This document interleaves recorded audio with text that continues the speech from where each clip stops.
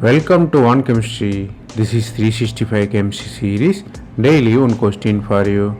Here 3 chloropyridine is given. You are reacting with sodamide and ammonia. You have to find the product. The answer will be easy if you know the steric effect. Here the sodamide first step you are using, it's a base, it removes the proton. Two kind of protons are there, two kind of products are possible.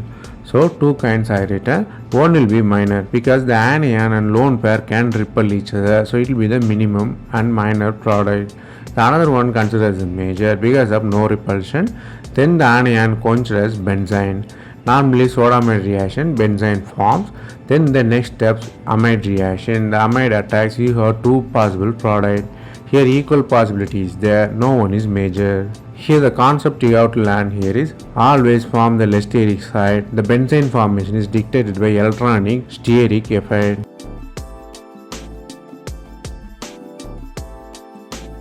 That's all from this video. Thanks for watching.